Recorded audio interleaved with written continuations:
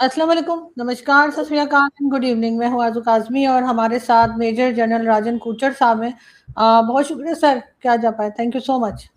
Yes. Namaskar, Raju ji. Always a pleasure to be on your program. Thank you for inviting me.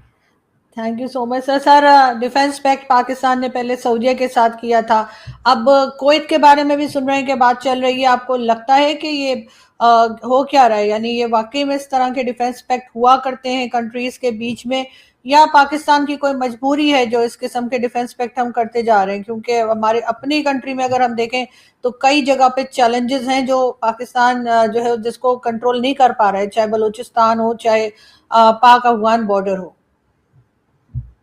तो बहुत अच्छा सवाल है आरजू जी, because Pakistan की आर्मी को अगर आप एनालाइज करें तो तकरीबन 5.5 लाख या 6 लाख की फौज है।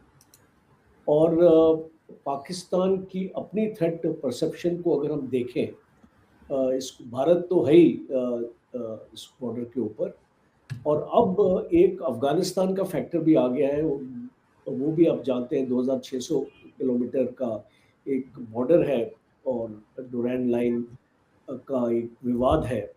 और पहले ये बॉर्डर पाकिस्तान के लिए थ्रेट नहीं था, और अब ये डुरैन लाइन का जो एरिया है, जो इसका बॉर्डर अफगानिस्तान से है, वहाँ पर भी पाकिस्तान को अपनी फौजें इकट्ठी करनी पड़ रही हैं। 2 कोर पाकिस्तान की स्टेशन होती है इस एरिया में, 11 कोर और 12 कोर, आपके पेशावर और क्वेटा की जो कोर्स हैं।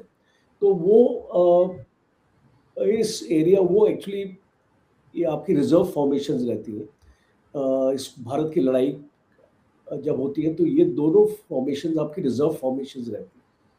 तो अब इसको अफगानिस्तान की प्रॉब्लम आने के बाद शायद ये एक्टिव हो गई है, वहाँ पे उनकी डिप्लॉयमेंट्स भी हो गई। अब पाकिस्तान को नॉर्मली स्पीकिंग जो इतनी फौज की जरूरत पड़ेगी कि वो अपने आप को डिफेंड कर पाए, और इसको अफगानिस्तान से वैसे वो ज़्यादा थ्रेट देखता नहीं है in terms of ground offensive, because Afghanistan की कोई ऐसी फौज नहीं है।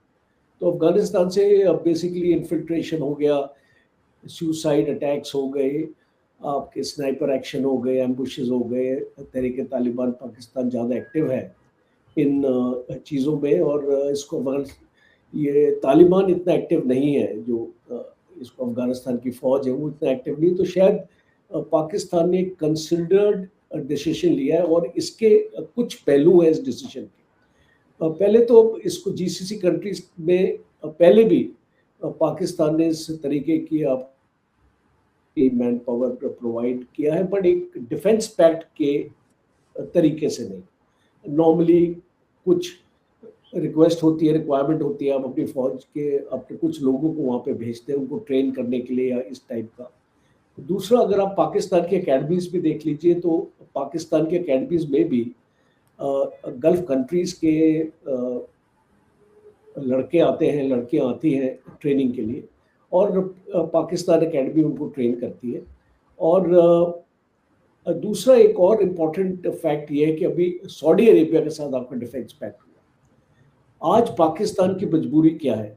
अगर आप पाकिस्तान का रेवेन्यू देखें, आपका रेवेन्यू अर्निंग देखें, तो वो काफ़ी डिप्लीट हो चुका है। आपकी अपनी जो आपकी इंडस्ट्रीज है वो काम नहीं कर रही। ज़्यादातर लोग बाहर से फॉरेन डायरेक्ट इन्वेस्टमेंट इसको नहीं कर पा रहे हैं पाकिस्तान में, वो भी एक पाकिस्तान को झटका लगे। और दूसरा, जो आपके रेवेन्यू अर्निंग्स हैं, अभी मैं एक प्रोग्राम देख रहा था पाकिस्तान में, एक आपके इकोनॉमिस्ट थे जो बहुत अच्छी तरीके से समझा रहे थे कि जो हम लोग अपना जीएसटी लगाते हैं पाकिस्तान में, टैक्स लगाते हैं, और जो इनकम टैक्स लगाते हैं, उसमें से लोग उसका चोरी करते हैं या उसको पूरी तरीके से टैक्स नहीं देते हैं, या चीज़ों को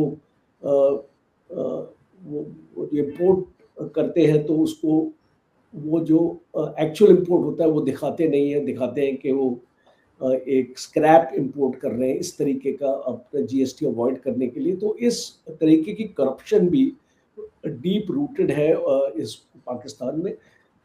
दूसरा, पाकिस्तान की इकोनॉमिक कंपल्शन, आज आप देखिए आईएमएफ के लोन के ऊपर डिपेंडेंस बहुत ज़्यादा है। दूसरा चाइना का डेट भी है, तीसरा ये यूएई से भी आपने डेट लिया अभी हाल ही में, सऊदी अरेबिया ने आपको कुछ उसको रकम दी और आपने अपना डेट उससे पूरा किया। तो अब ये अभी आने वाले वक्त में पाकिस्तान भी जानता है कि एक एनर्जी क्राइसिस वर्ल्ड में आने वाली है। और ख़ास तौर पे अगर मैं एनालाइज़ करूँ सऊदी अरेबिया और कुवैत को, ये 2 बहुत इम्पोर्टेंट देश हैं जो आपके एनर्जी रिक्वायरमेंट्स पाकिस्तान की पूरी कर सकते हैं। देखिए, आपको डिपेंडेंस जैसे इंडिया की भी डिपेंडेंस है एनर्जी के ऊपर, एक ऑलमोस्ट 80%, पाकिस्तान की इट इज़ मोर देन 90%। तो इसको पाकिस्तान से इसको कहाँ से एनर्जी आएगी, आप मुझे बताइए। तो वो ये इस टाइप का पैक्ट अपना इसको करना चाहते हैं कि अगर सऊदी अरेबिया से एक ऐसा अरेंजमेंट हो जाए, हम आपको अपनी फौज दे दें और आप इन रिटर्न अगर हम आपसे तेल लेते हैं, गैस लेते हैं, तो उसके ऊपर एक कंसेशनल रेट हमको दे दिया जाए। सिमिलरली कुवैत के साथ भी यही है। और जहाँ पे अगर मैं पाकिस्तान का जीडीपी देखूं, कुछ फिगर्स अराउंड 400 बिलियन डॉलर्स का जीडीपी है पाकिस्तान का। इसका मतलब कि पॉपुलेशन के इसको मायने से तो इकोनॉमी आपकी बड़ी है, पर आपका पर कैपिटा आउटपुट जो है वो बहुत कम है। दूसरा, आपका जो पब्लिक डेट है पाकिस्तान का, इट इज ऑलमोस्ट $320 बिलियन। तो ये डेट सर्विसिंग जो आप करते हैं अपनी डेट से, इसको ये अपने डेट को जो आप लेके और अपनी इसको इकोनॉमी को चलाते हैं, तो इससे एक्चुअली क्या होता है कि इन्फ्लेशन बढ़ती है और इससे आपके जो आपका रुपी है, पाकिस्तान रुपी है, उसमें डेप्रिसिएशन आती है। और आपका लो टैक्स कलेक्शन तो मैंने आपको बता ही दिया, एक प्रॉब्लम है पाकिस्तान में, और उसकी वजह से फिस्कल स्टेबिलिटी नहीं। तो जब हम एक बैलेंस करते हैं, तो एक मैं इसको नाम देता हूँ कि आर्मी फॉर हायर। बिकॉज मैं आपको बताता हूँ आज पाकिस्तान की ताकत कहाँ है। एक वर्ल्ड में अगर मैं एक डिस्पैशनेट व्यू लूँ, तो पाकिस्तान की army is known as a good professional army in the world. वो इस मानी जाती है कि वो एक अच्छी प्रोफेशनल आर्मी है, ट्रेनिंग आपकी अच्छी है आपकी फौज की। दूसरा, पाकिस्तान के ऊपर चाइना का बहुत बड़ा इन्फ्लुएंस है। तो ये इसको मैं चाइना से भी कनेक्ट करना चाहूँगा, बिकॉज चाइना भी चाहेगा एक पाकिस्तान एक फुटहोल्ड ले ले सऊदी अरेबिया में और कुवैत में। और कुवैत का अगर आप बॉर्डर देखिए तो इराक से मिलता है, और इसको ईरान की भी प्रॉक्सिमिटी है, और उसकी आज जो वल्नरेबिलिटी है इसको ईरान से, बिकॉज वो अभी आपने देख लिया इस लड़ाई में किस तरीके से ईरान ने अपने ड्रोन और मिसाइल्स दागे हैं कुवैत के ऊपर। और आने वाले वक्त में कुवैत भी समझता है कि उसको एक अमेरिका का शैडो नहीं मिलेगा, एक अमेरिका का अम्ब्रेला नहीं मिलेगा, जिस तरीके से ऑल ऑफ अ सडन जैसे अफगानिस्तान से अमेरिका भागा था। This is my assessment, I may be wrong. ये आहिस्ता आहिस्ता अमेरिका की इन्वॉल्वमेंट मिडिल ईस्ट में कम होती जाएगी, ये मुझे लग रहा है। बिकॉज अभी अमेरिका ने रियलाइज कर लिया कि अमेरिका जो उस तरीके का इन्फ्लुएंस नहीं कर पा रहा है, प्रोटेक्शन नहीं दे पा रहा है, और सारे जीसीसी कंट्रीज इसके ऊपर सोच रहे हैं। यूएई ने भी डाइवर्सिफाई कर दिया है उसको, भारत से वो आकाश तीर और ब्रह्मोस ले रहा है, चाइना के साथ उसको हवाई जहाज ले रहा है चाइना। तो इसको यूएई ने भी अपने आप को एक सुरक्षित करने के लिए अपना कार्यक्रम अपना बना लिया। और इस कुवैत को भी लगता है कि आने वाले वक्त में जब पाकिस्तान के पास जो इक्विपमेंट है, मिलिट्री इक्विपमेंट है, जैसे कि आपके पास JF-17 जो आपके मैन्युफैक्चर होते हैं पाकिस्तान में कोलैबोरेशन में चाइना के साथ, और उसके बाद F-16 भी हैं जो उसको अमेरिका ने दिए, और भी इक्विपमेंट है जो उसके पास सबमरीन्स हैं जो अभी बन रही हैं, और जो वॉरशिप्स में भी आपकी इन्वेस्टमेंट हो रही है।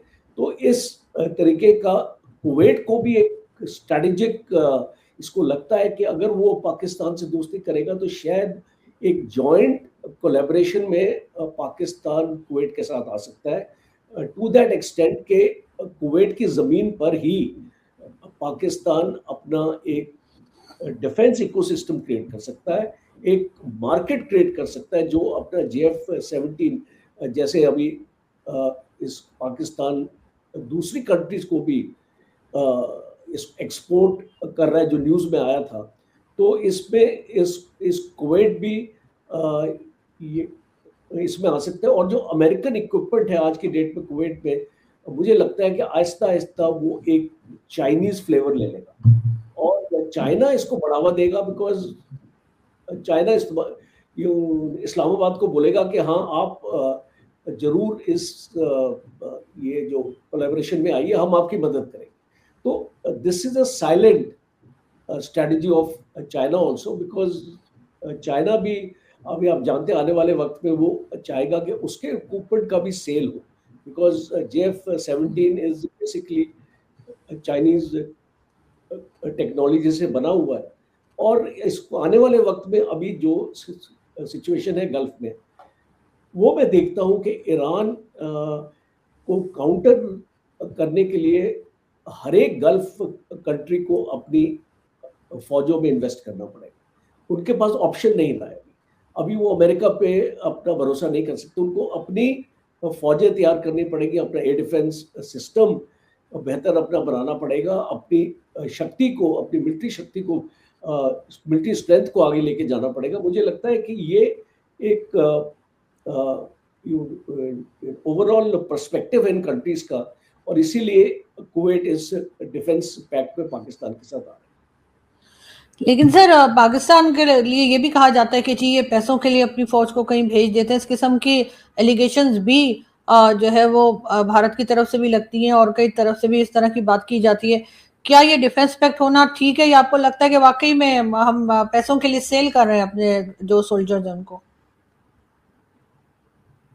देखिए आपके पास ऑप्शंस क्या है, या तो आपके पास ऑप्शंस हो। इसको क्या होता है ना कि दुकानदार के पास जो चीज़ वो उसको आसानी से बेच सकता है वो बिक जाती है, और जिस चीज़ को वो बेच नहीं पाता वो कभी नहीं बिकती। अब इसको पाकिस्तान के मुझे बताइए कि ये पाकिस्तान के एक्सपोर्ट्स क्या आपकी इकोनॉमी को चला सकते हैं? तो जब आपके कंट्री के अंदर ही इसको निवेश नहीं हो रहा है, आपकी इंडस्ट्रीज आपकी स्टैग्नेंट है, और जो एक टाइम पे ऑटोमोबाइल इंडस्ट्री भी आपकी थी, मैं उसको पढ़ रहा था, उसमें भी प्रॉब्लम्स आ रही हैं, और जो बाकी आपके एग्रीकल्चरल प्रोडक्ट्स हैं जो पाकिस्तान एक्सपोर्ट करते हैं, जैसे कि वीट हो गया, राइस हो गया, इस तरीके की चीज़ें, अब उसमें भी प्रॉब्लम्स आनी शुरू हो गई है, फर्टिलाइजर्स की शॉर्टेज आनी शुरू हो गई है, बिकॉज जब ये ग्लोबल क्राइसिस होती है तो हर एक कंट्री एक ऑल्टरनेटिव ढूंढता है। आज पाकिस्तान के साथ आप मुझे बताइए, मैं एक डिस्पैशनेटली बोल रहा हूँ, I mean I am not speaking like Indian और Pakistani, I am just speaking dispassionately. एक पाकिस्तान को अगर अपना देश को चलाना है और तो उसके पास और क्या है बेचने के लिए? तो जब उसके पास और कुछ नहीं है बेचने के लिए, अपनी फौज ही है बेचने के लिए, तो उसके पास ऑल्टरनेटिव्स आपके लिमिटेड हो जाते हैं, बिकॉज कब तक वो डेट लेता रहे। और उसको डेट के अंदर देखिए, अगर आप चाइना से डेट ले रहे हैं, आने वाले वक्त में I would be surprised this Gwadar port is permanently lease to China, though of course reports आ रही हैं कि चाइना उसको लीज पे ले रहा है। तो अल्टीमेटली जो चाइना ने श्रीलंका का किया है, अभी कुछ साल पहले मैं श्रीलंका में विजिट किया था, एक श्रीलंकन आर्मी ऑफिसर था, मेरा स्टूडेंट था, he was a brigadier in Sri Lanka, posted there, and he was showing me around, he was telling me कि सर ये हबनटोटा पोर्ट की तरफ हम गए, तो he took me around and he told me कि सर देखो सारे यहाँ पे चाइनीज हैं, और अभी ये श्रीलंका का कंट्रोल नहीं है इस पोर्ट पे, it is totally lease to China. तो अल्टीमेटली जब आप इतने पैसे उठाते हैं कहीं से और आप उसको दे नहीं पाते हैं, तो आपको उनको काइंड में तो देना पड़ेगा। तो इसको मुझे ऐसा लगता है कि Pakistan wants to get out of that situation to some extent, because Pakistan अपने आप में इतना इसको दबाव नहीं लेना चाहता कि वो डेट में एक्चुअली फंसा रहे। इसीलिए जो उसका यूएई का डेट है उसने चुकाया है सऊदी अरेबिया को फौज देके। इसको सऊदी अरेबिया ने उसको फौज दी और सऊदी अरेबिया ने उसको बेल आउट किया अगेंस्ट यूएई। तो सिमिलर मुझे लगता है कि वो अपनी स्ट्रैटेजी, हाँ यस, अगर आप एथिकली, ये आप अगर इसको एथिकली बात करें कि एक देश की फौज को हायर पे नहीं देना चाहिए, तो ethically it is incorrect. Because I give you example, ये जैसे प्राइवेट मिलिट्री आर्मीज है ना, ये जैसे कि वैगनर आर्मी, इसको चाइना के पास भी एक है और इसको अमेरिका के पास भी, उनका काम यही होता है। ये जो वैगनर आर्मीज होती हैं, ये प्राइवेट आर्मीज होती हैं और इनको हायर किया जाता है। They are actually mercenaries, they are people जैसे अफ्रीका में ऑपरेट करती हैं और एक देश का एजेंडा, जैसे रशिया का एजेंडा, अगर इसको रशिया को कहीं पे डिस्टर्बेंस फैलानी है तो रशिया अपनी फौज नहीं भेजता है, वो ऐसी प्राइवेट आर्मीज भेजता है जो उसको वहाँ पे डिस्टर्बेंस फैलाती है। तो इस तरीके की स्ट्रैटेजी हमने देखी है, पर हमने कभी रेगुलर आर्मीज को हायर पे नहीं देखा। You see, as a matter of fact, I think Pakistan is setting the trend, because मुझे लगता नहीं है कि ऐसा और कोई इसको एग्जांपल होगा। मेरे नॉलेज में नहीं है, शायद आपके नॉलेज में हो सकता है कि कोई और कंट्री ने अपनी फौज हायर पे बाहर भेजी है। तो I think Pakistan has started this, because आज जो पाकिस्तान इतने बैकफुट पे जा चुका है, उसकी इकोनॉमी है, उसके बहुत सारे उसके मसाइल हैं जो शायद वो हल नहीं कर पा रहा है, और इसीलिए ये डिसीजन लिया गया। लेकिन सर, ये तो फिर वही बात हो जाएगी जैसे सऊदीया ने कहा था कि सऊदीया पे अटैक पाकिस्तान पे अटैक समझा जाएगा, तो क्या कुवैत पे अटैक भी पाकिस्तान पे, मतलब जहां दुनिया में अटैक होगा वो हम पे अटैक समझा जाएगा। देखिए, ये चीजें बहुत आसान होती है बोलना, बट जब ये टाइम आता है कि भाई आप एक देश के फौज के साथ लड़ोगे वहां पर, अब देखिए, अब इसको आपके इसको हो सकता है कि इसको इराक का अटैक आ जाए कुवैत पे। आई am just giving you hypothetical examples. अब ईरान का आ जाए अटैक, सर ईरान और सऊदीया का तो बहुत पॉसिबल है। तो पॉसिबल है बहुत, तो पाकिस्तान के इसको रिलेशंस क्या ईरान के साथ अच्छे नहीं है, तो इस पाकिस्तान फंस नहीं जाएगा। बिकॉज जब आप एक ऐसा पैक्ट करते हैं कि आप अपनी उस पैक्ट में लिखते हैं that attack on your side is an attack on us, और for example I also like to see कि अगर भारत और इंडिया के ऊपर अटैक, भारत और पाकिस्तान का अगर एक लड़ाई होती है, तो क्या इसको सऊदी अरेबिया किस प्रकार से पाकिस्तान की मदद करेगा? आई थिंक फाइनेंशियली मदद कर सकता है, बिकॉज फौजें तो वो भेजेगा नहीं, तो इस फाइनेंशियली पाकिस्तान की मदद जरूर करेगा। तो ये जो पैक्ट होते हैं ना इस तरीके के, तो it is very difficult to implement them in letter and spirit, because ये आपको याद होगा, ये जब गजा का हुआ था, एक पीस प्रोसेस हुआ था और एक डिस्टेबलाइजेशन फोर्स की बात हो रही थी, और एक ऐसी फोर्स की बात हो रही थी जो हमास को डिसआर्म करेगी, तो उसमें पाकिस्तान आर्मी का नाम लिया जा रहा था, और पाकिस्तान में इसका बवाल हुआ था, और जो प्रोटेस्ट हुए थे, आपके मार्चेस हो गए थे कराची में और ऐसे जगह में जो शिया डोमिनेटेड आपकी पॉपुलेशन है, तो पाकिस्तान ने इसको मना कर दिया अपनी फौज को देने से। तो सिमिलरली ये जो शिया सुन्नी वाली प्रॉब्लम आएगी, और अगर पाकिस्तान अपनी फौजों को देगा वहां पे, तो Pakistan will face backlash with in its own country. आज क्या है कि पाकिस्तान इसका फायदा उठाएगा, बिकॉज जब तक लड़ाई नहीं है तो Pakistan is on the safe wicket, और पाकिस्तान अपनी फौज अपना दे रहा है, उससे पैसे ले रहे हैं, जब लड़ाई होगी पाकिस्तान बोलेगा that I don't want to, I want to terminate this defence pact. इसको मुझे ऐसा लगता है कि पाकिस्तान वहां जाके अपनी फौजों को एंगेज नहीं करेगा।